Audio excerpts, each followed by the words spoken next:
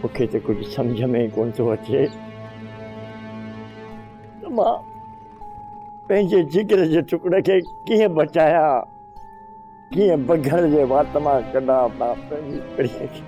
बस चाचा, सब गज्जी असां रांद विड़िया आहिनि। इन कुदे कम में अकेलो सालार ऐं बशू न आहे, अद जो सूबेदार सोढल, गोहर वरियाम, ये सब शामिल आहिनि। मां कंहिंखे दाह ॾियां, जिन खे मुहाफ़िज़ बणणु घुरिजे उहे फिरी चोर बणिजी बीठा आहिनि। मां इंसाफ़ लाइ वञां, केॾे वञां? अब्दुल जो दर खड़कायां? चाचा, अब्दुल जा दरवाज़ा हमेशा हमेशा जे लाइ बंदि थी विया आहिनि। तूं किॾां वेंदे? जेकॾहिं तूं कानून जो दरवाज़ो खड़काईंदे न त सूबेदार सालार खान जो कमदार बणियो बीठो आहे। त पोइ कंहिं ॾांहुं वञां, कंहिंखे दाह ॾियां? केरु ॿुधंदो पंहिंजूं दाहूं, केरु ॿुधंदो पंहिंजूं आहूं? ग़रीब जो त ख़ुदा खां सवाइ केरु बि न आहे।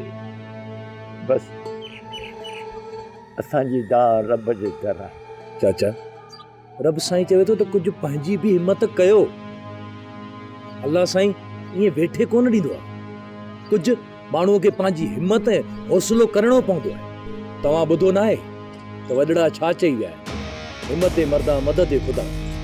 ऐं मुंहिंजे मुर्शिद लतीफ़ बि कुझु फरमायो आहे, पाण ईंदम होत, कुझु आऊं बि अॻ भरी थियनि। असां छा था कयूं? चाचा पलां कंहिंसां? बशूअ सां, सालार सां, या सूबेदार सां, या हिन समाज सां? कैसां विड़ी, कैसां विड़ंदे सुल्तान पुट, कैसां सभिनी सां। कंहिंखे बि कोन छॾींदुसि चाचा, सभिनीनि खां पलांद कंदुसि। ये सुल्तान ऐं परू हाणे सभु हद पार करे चुका आहिनि। जे वधीक इन्हनि खे डर ॾिनीसीं न, तव्हांजे साम्हूं जे बीह रहंदा। वर इन्हनि ॿिन्ही खे त ॿुॾी मरणु घुरिजे। हेॾी तादी थी अथनि, पोइ बि कंधु खणी ॻोठ में घुमनि था।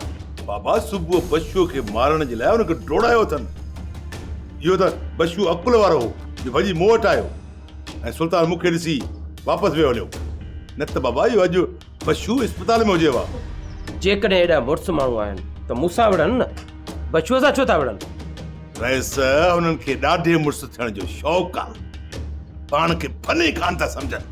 ऐं उपरू ॾिसो, मथे तो चवंदो त ॻोठ जो न्याणियूं मुंहिंजूं भेनरूं आहिनि। अरे संभाले पंहिंजी भेण कोन थो सघे ऐं ॻोठ जो न्याणियूं हिन जूं भेनरूं आहिनि। इन जो मतिलबु त उन्हनि जी कन महट करणु घुरिजे। तव्हां कन महट जी ॻाल्हि था कयो? कन महट न बाबा, मां त चवां थो हिननि खे चङो भलो सटको ॾिजे। वर मलूक खे मुंहिंजो न्यापो ॾे त मूंसां मिली वञे। हिकु दफ़ो मां हुन सां वात टुकाणी कया। जेकॾहिं पोइ बि इहे छोरा नथा मुड़नि न त पोइ तोखे मोकल आहे। ॾेखार हिननि खे काक जा वण। बाबा, मां त चवां थो मलूक खे छॾियो। कुतो छा ॼाणे कणक जी मानी मां? सिधी रांदि सौंटे जी कयो, सौंटे जी बाबा। ठीकु आहे गोर, इन्हनि शोरनि जो बिलो कयूं था।